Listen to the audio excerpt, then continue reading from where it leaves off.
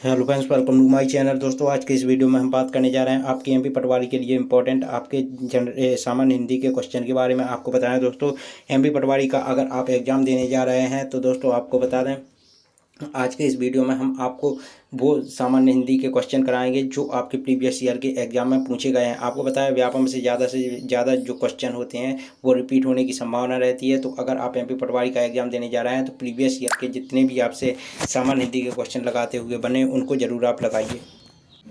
तो आपको बता दें, आज के इस वीडियो में हम आपको प्रीवियस ईयर के सामान्य हिंदी के क्वेश्चन कराने जा रहे हैं। तो चलिए दोस्तों, आज का यह वीडियो स्टार्ट करते हैं।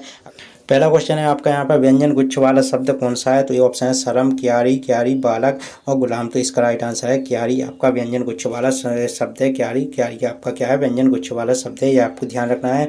पश्च स्वर नहीं है, तो कौन सा नहीं है? बड़ाई, बड़ाऊ, छोटाऊ, ओ। तो ध्यान रखना है इसमें से पश्च स्वर कौन सा नहीं है? तो वह है आपका बड़ाई।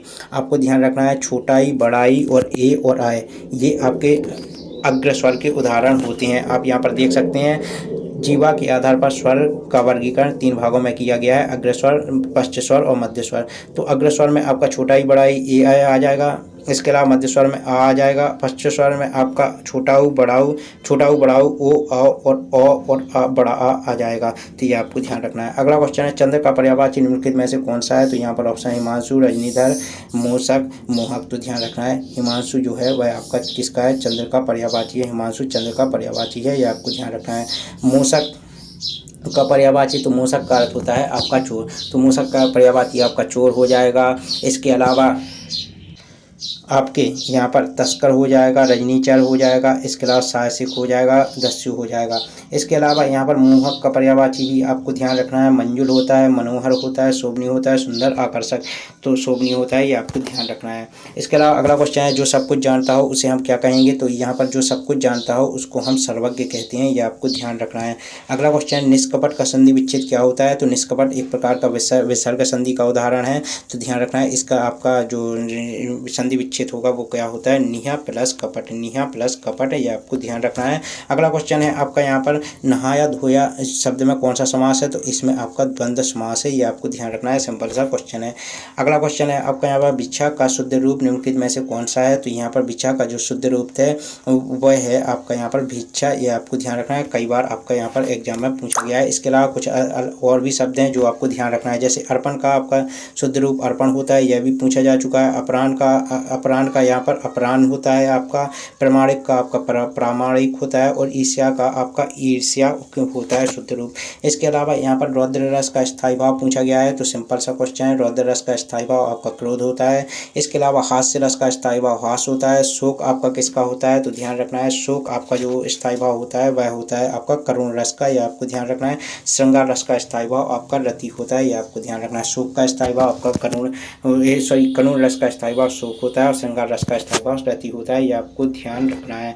अगला क्वेश्चन है आपका यहाँ पर, एक से अधिक उपसर्गों वाला सही शब्द आपको बताना है। तो अंतरात्मा, भरपूर, सहर्ष, उपाध्यक्ष, तो ये ऑप्शन आपको दिए गए हैं। तो ध्यान रखना है उपाध्यक्ष में आपकी एक से अधिक उपसर्ग हैं, ये आपको ध्यान रखना है। उप प्लस अधि प्लस अच्छ, ये आपका क्या हो जाएगा? इसका संधि विच्छेद हो जाएगा और यहाँ पर आपके एक से ज़्यादा उपसर्ग हैं, ये आपको ध्यान रखना है। अंतरात्मा में सिर्फ अंतर प्लस आत्मा, इसका अगर आप संधि विच्छेद करेंगे तो अंतर यहाँ पर उपसर्ग है। सहर्ष में सा उपसर्ग है, हर्ष में सा लगा देंगे तो सहर्ष बन जाएगा, तो सहर्ष में आपका सा उपसर्ग है, यह आपको ध्यान रखना है। 9 2 11 होना, यह आपका किसका उदाहरण है? तो यह है आपका मुहावरे का उदाहरण, यह आपको ध्यान रखना है। 9 2 11 होना का मतलब क्या है? तो 9 2 11 का मतलब है जल्दी से भाग जाना, यह आपको ध्यान रखना है। इसके अलावा कुछ और भी मुहावरे आपको ध्यान रखना है, जमीन पर पैर ना रखना, अधिक घमंडी होना, बट्टा लगाना, कलंक लगाना, टका समूह लेकर रहना, शर्मिंदा होना, जमीन पर पैर ना रखना, अधिक घमंडी होना, हाथ के तोते उड़ना, स्तब्ध होना या चौंक जाना। तो यहाँ पर जमीन पर पैर ना रखना, अधिक घमंडी होना, ये इस पे आपके क्या है? ये आपके किसके उदाहरण है? ये आपके क्या है? मुहावरे हैं जो आपको यहाँ पर ध्यान रखना है। तीव्र का विलोम शब्द निम्नलिखित में से कौन सा है? तो यहाँ पर ऑप्शन मध्यम, ज्वर, मंद, और मद। तो तीव्र का जो विलोम शब्द होता है वह होता है मंद, यह आपको ध्यान रखना है। नहाया धोया में आपका कौन सा समास है, तो ध्यान रखना है, ये क्वेश्चन मैंने अभी करा दिया है। अगला क्वेश्चन है आपका यहाँ पर द्वंद्व का शुद्ध रूप निम्नलिखित में से कौन सा है, तो द्वंद्व का शुद्ध रूप आपका है द्वंद्व, यह आपको ध्यान रखना है। अगला क्वेश्चन है मुदित महीपति मंदिर आए सेवक सचिव सुमंत्र बुलाए। तो यहाँ पर एक वर्ण की एक पंक्ति में एक से अधिक बार पुनरावृत्ति हो रही है, और जिस भी पंक्ति में ऐसा होता है जब एक वर्ण की अधिक बार पुनरावृत्ति होती है किसी विशेष पंक्ति में, तो उसको हम अनुप्रास अलंकार कहते हैं। तो यहाँ पर माँ की पुनरावृत्ति हो रही है, यहाँ पर सा की हो रही है, तो इसको हम अनुप्रास अलंकार कहेंगे। पक्षपाती होने की अपेक्षा क्या रहने वाले का सम्मान होता है, तो पक्षपाती होने की अपेक्षा निष्पक्ष रहने वाले का सम्मान होता है, यह आपको ध्यान रखना है। यहाँ पर आपको ध्यान रखना है पक्षपाती का विलोम शब्द पूछा गया है, तो आपको निष्पक्ष यहाँ पर ध्यान रखना है। अगला क्वेश्चन है आपका यहाँ पर जिसके समान कोई दूसरा ना हो इसे एक शब्द में क्या कहेंगे, तो इसे एक शब्द में क्या कहेंगे, इसे एक शब्द में कहेंगे अद्वितीय। अद्वितीय जिसके समान कोई दूसरा ना हो, यह आपका एक शब्द है। एक से अधिक उपसर्गों वाला सही शब्द है, तो एक से अधिक ये तो आपका हो गया है। इसके अलावा गिरधर का समास विग्रह बताइए, तो गिरि को धारण करने वाले को हम गिरधर कहते हैं, और इसका तीसरा अर्थ निकलता है कृष्ण। तो आपको यहाँ पर ध्यान रखना है यह किसका उदाहरण है, यह आपका बहुव्रीहि समास का उदाहरण है। किन वर्णों के उच्चारण में कम वायु या कम समय लगता है, तो यहाँ पर ऑप्शन है अघोष, महाप्राण, अल्पप्राण, दीर्घप्राण। तो अल्पप्राण जो वर्ण होते हैं उनके उच्चारण में कम समय लगता है या कम वायु लगता है। यहाँ पर ध्यान रखना है अल्पप्राण में हमको ऊर्जा जो है वह कम लगती है, और यहाँ पर हमको कम समय लगता है इसके उच्चारण में, और इसके अल्पप्राण के व्यंजन के उदाहरण यहाँ पर दिए गए हैं।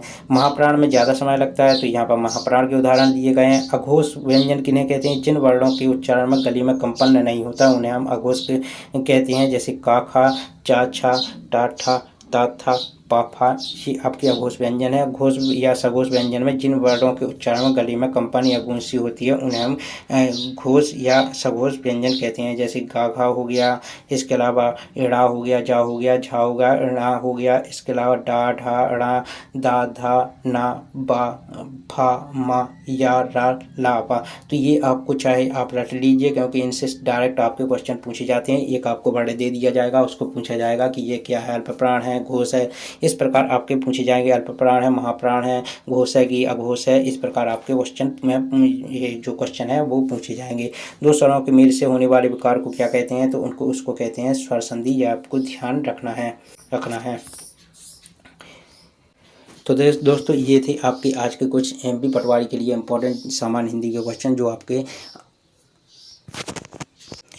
आने वाले एमपी पटवारी के एग्जाम में आने की ज़्यादा से ज़्यादा संभावना है, क्योंकि यह पहले भी व्यापक पूछे जा चुके हैं।